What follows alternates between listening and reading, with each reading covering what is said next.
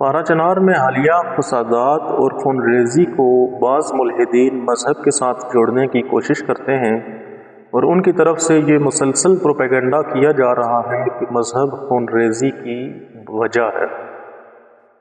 ان طبقات سے میرا یہ سوال ہے کہ اگر مذہب خون ریزی کی وجہ ہے تو ماضی میں جو تاتاریوں نے پوری دنیا میں قتل و غارت کا ایک بازار گرم کیا وہ کس مذہب کی وجہ سے تھا؟ اسی طرح جوزف اسٹالن نے جو کروڑوں انسانوں کا قتل عام کیا اس کے پیچھے کون سے مذہب کی تعلیمات تھیں؟ جنگ عظیم میں جاپان پر جو ایٹمی حملے کیے گئے جن کے نتیجے میں پلک جھپکنے میں ہی لاکھوں انسان لقمہ اجل بن گئے اور آج بھی وہاں لولے لنگڑے اور معذور بچے پیدا ہوتے ہیں، ان ایٹمی حملوں کے پیچھے کون سے مذہب کی کون سی اغراض شامل تھیں؟ جب ہم مسلمان مذہب کا دفاع کرتے ہیں تو اس سے مراد ہماری دین اسلام ہوتا ہے۔ اسلام کی تعلیمات ایسی ہیں کہ اسلام میں کسی ایک بے گناہ کا قتل پوری انسانیت کے قتل کے برابر شمار کیا جاتا ہے۔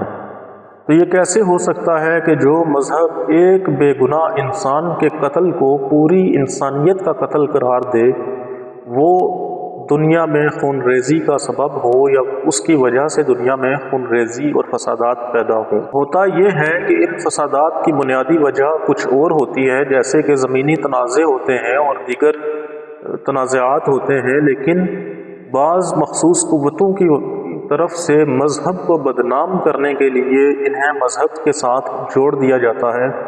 حالانکہ دنیا میں کسی بھی مذہب کی مقدس کتب کو دیکھا جائے تو کوئی بھی کتاب ایسی نہیں جو دنیا میں خون ریزی کی دعوت دیتی ہو یا بے گناہوں کے قتل عام پر اپنے ماننے والوں کو اکساتی ہو۔ انسان کا فعل اس کا ذاتی ہوتا ہے۔ اگر کوئی انسان اپنے کسی ذاتی اغراض و مقاصد، طاقت و اختیار کے حصول، دوسروں کے وسائل پر قبضہ کی خاطر یا کسی اور دنیاوی اغراض کی خاطر کہیں پر خون ریزی کرتا ہے، فساد مچاتا ہے، ہنگامے کرتا ہے تو یہ اس کا اپنا ذاتی فعل ہے۔